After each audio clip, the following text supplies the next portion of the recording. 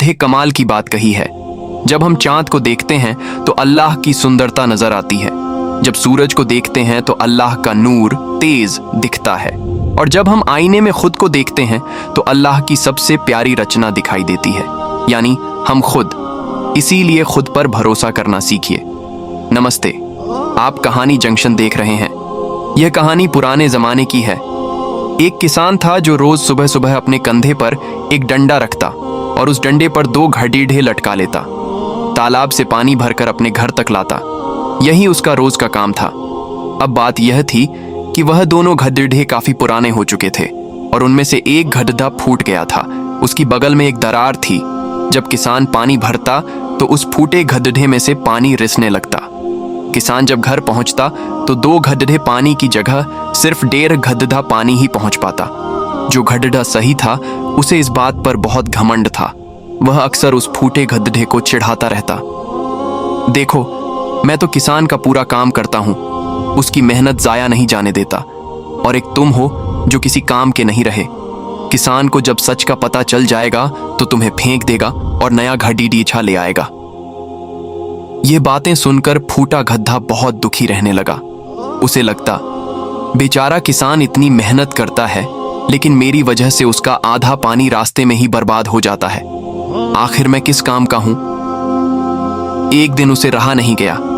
उसने किसान से कह ही दिया, मालिक, आप रोज इतनी मेहनत करते हैं पर मेरी वजह से आपका आधा पानी रास्ते में ही गिर जाता है। अब वक्त आ गया है कि आप मुझे छॉट दीजिए, किसी नए गड्ढे को ले आइए।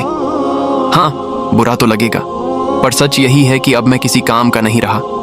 किसान मुस्कुराया और बोला, अरे पागल, तू इतना दुखी क्यों होता है? मन छोटा मत कर। कल सुबह जब हम फिर से तालाब से पानी भरकर लौटेंगे तो रास्ते में एक चीज देखना, फिर बात करेंगे। अगली सुबह किसान फिर वही काम करने चल पड़ा। डंडे पर दोनों गड्ढे लटकाए, तालाब गया, पानी भरा और वापस चल पड़ा। लौटते वक्त फूटे गड्ढे ने देखा कि रास्ते के किनारे खूबसूरत रंग बिरंगे फूल खिले हुए थे। फूल देखकर उसका दिल खुश हो गया। थोड़ी देर के लिए उसकी उदासी दूर हो गई।